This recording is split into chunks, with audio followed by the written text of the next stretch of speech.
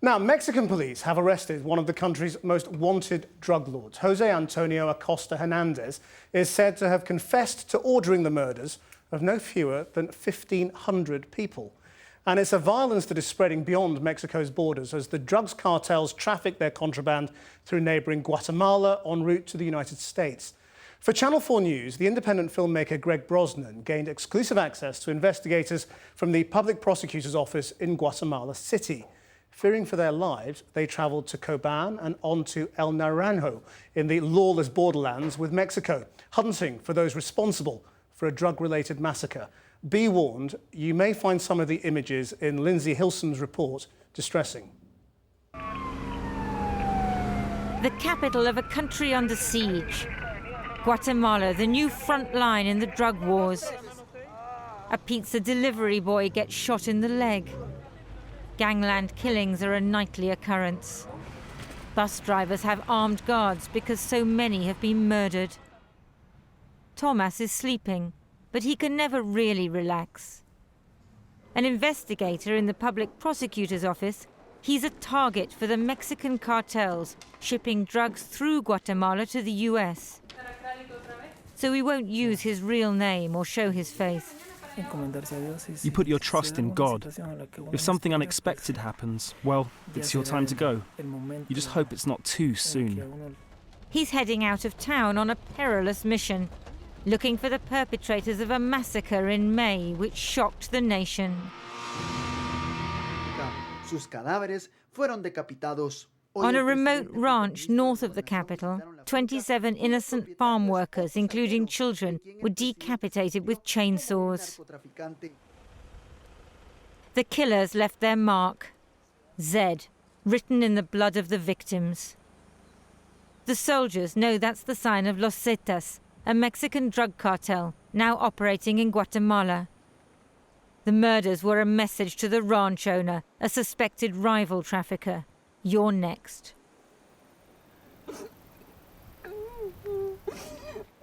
A family is mourning 3 sons, a grandson and a daughter-in-law, all killed at the ranch. Ordinary peasants, they have nothing to do with the drug wars. Evil, pure evil. God must punish the people who ordered this. I hope God is as cruel to them as they were to my sons.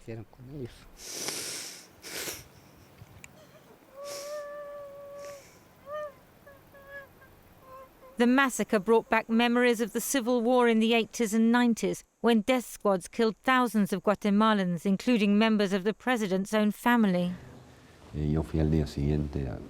I was there the next day and saw everything.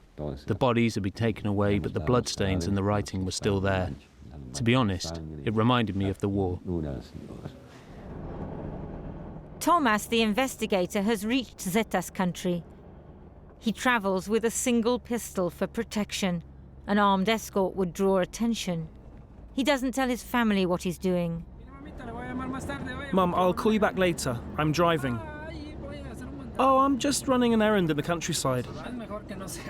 It's better that she doesn't know. My God, I think it would scare her to death. Any parked truck could be a spy for Los Zetas, or any car on his tail. It's the kind of vehicle hit squads use, he says. Look, there's another. Thomas and his team are getting nervous. They stop somewhere safe to put on bulletproof vests. They don't want to be the next victims of Los Zetas. Arriving in the town of Coban, they pass the government office. Here they have a special reason to fear. This is where they found Alan Stolinsky's head.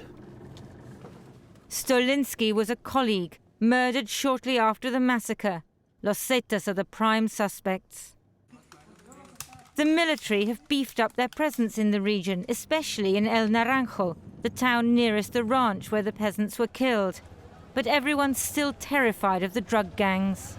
We're scared because we don't know if these people are amongst us, and maybe they'll come back.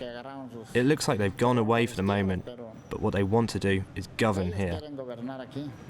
No one governs the vast Guatemalan jungle. but the drug cartels have free rein. The state has lost control. The military is weak. In El Naranjo, they have just one working pickup. Beyond the border post, there are no fences, no ditches. The country is wide open. There's nothing to stop the drug traffickers. The military has only a handful of naval vessels to patrol the river border, but they just watch as people smuggle contraband at dozens of illegal crossing points. Here it's untaxed maize. Frequently it's drugs or women.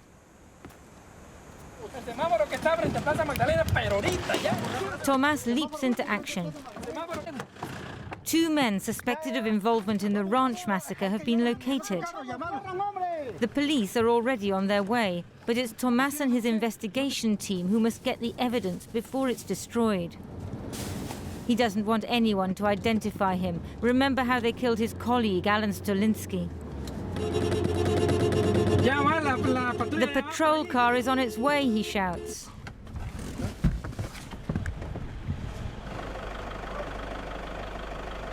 Tomas has his pistol ready. The security forces are tense, anxious, alert. But this time, the suspects are unarmed. They may not look like hardened criminals, but they're allegedly key operatives for Los Zetas, responsible for paying hitmen. It's them. These are the men we were looking for. We got them. The one on the left is known as El Harry Potter because of his youthful looks. The messages on their mobiles suggest that they had warned their colleagues to disappear. The 2 men have flown to the capital, so Los Zetas can't rescue them. The operation has been a success, but the Guatemalan government has a long way to go if it's to rescue the country from the drug cartels. The drugs go north, but it's us who ends up with the arms, the dirty money, the corruption, the mafia side effects of the drugs trade.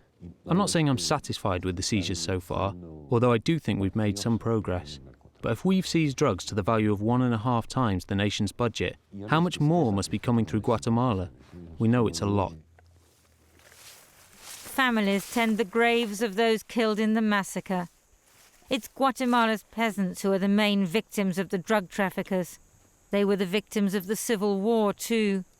15 years on, they might have hoped for peace, but a new nightmare has just begun.